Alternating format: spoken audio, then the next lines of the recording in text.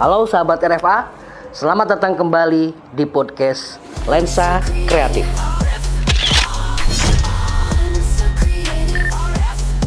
Tempat kita ngobrolin dunia videografi dari teknik dasar hingga storytelling dan visual yang kuat. Saya Aira Fandi akan menemani kalian di episode kali ini. Hari ini kita akan bahas topik yang sangat penting dalam videografi, yaitu adalah komposisi atau framing. Di antaranya ada rule of third, ada aturan 180 derajat, dan yang lainnya. Buat kalian yang ingin meningkatkan kualitas visual dalam video kalian, wajib banget pahami konsep ini. Oke, kita mulai.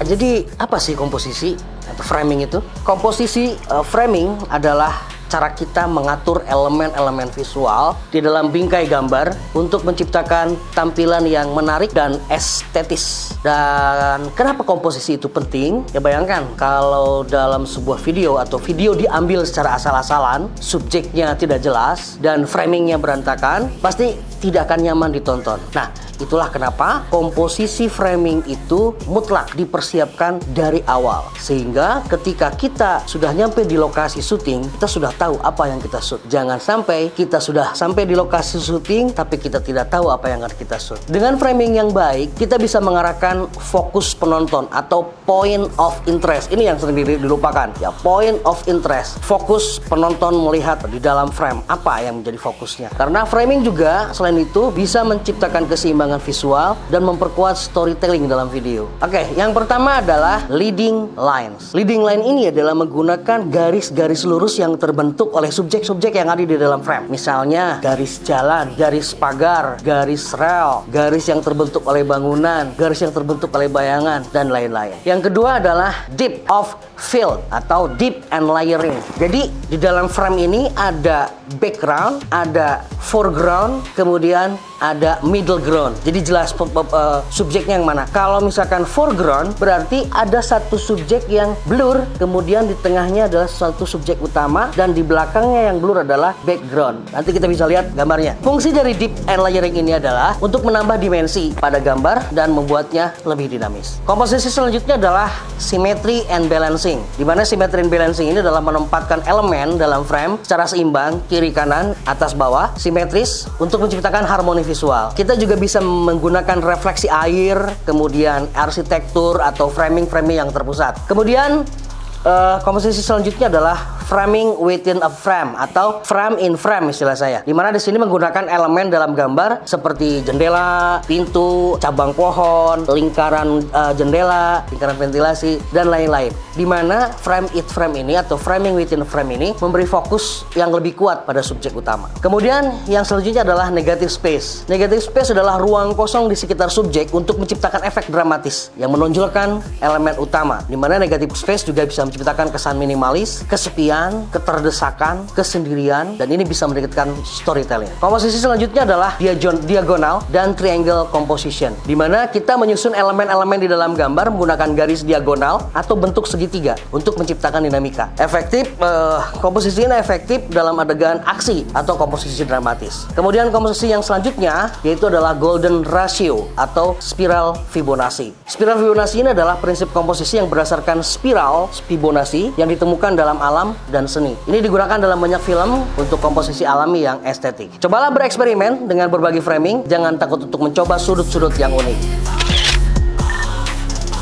Oke, yang kedua, ini adalah yang sebetulnya dia paling mendasar, rule of third, aturan sepertiga dalam videografi. Aturan paling dasar dalam komposisi framing yaitu adalah rule of third atau aturan sepertiga. Ini adalah teknik yang bisa membuat video kalian terlihat lebih dinamis dan profesional. Jadi seperti yang pernah diungkapkan di episode sebelumnya, rule of third adalah cara membagi frame menjadi 9 bagian dengan 2 garis horizontal dan 2 garis vertikal. Titik perpotongan garis inilah tempat terbaik untuk menempatkan subjek utama dalam video. Kenapa harus rule of third?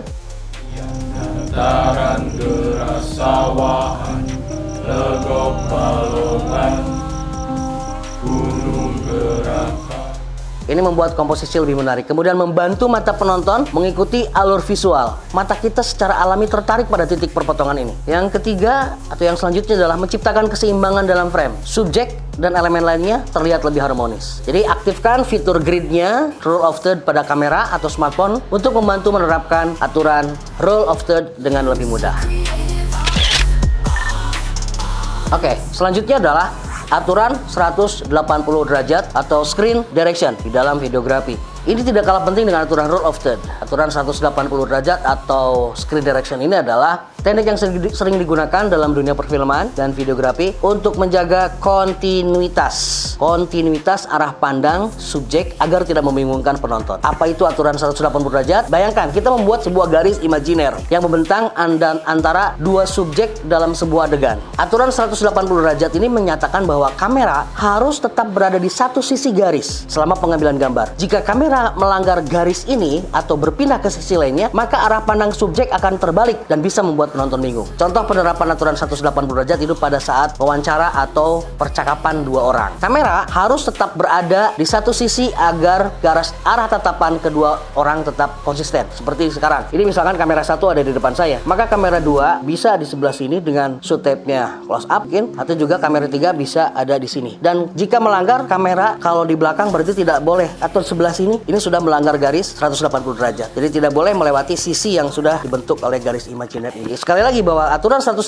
derajat ini membantu kontinuitas dalam video. Kalau aturan ini dilanggar tanpa alasan yang jelas, penonton bisa kehilangan orientasi tentang posisi dan arah pergerakan dalam adegan. Tips yang lainnya, gunakan juga over shoulder shot untuk menjaga arah pandang dalam percakapan. Jika ingin pindah sisi, gunakan cutaway shot atau kamera movement agar transisinya terasa netral. Selalu periksa posisi kamera sebelum berpindah angle. Tapi ingat sekali lagi bahwa semua aturan dalam sinematografi, aturan 180 derajat, negative space tadi, kemudian rule of third dan yang lainnya juga bisa dilanggar untuk efek tertentu dan dengan alasan tertentu yang kuat dan punya motivasi yang juga kuat. Misalnya untuk menciptakan rasa bingung atau ketidakstabilan dalam adegan.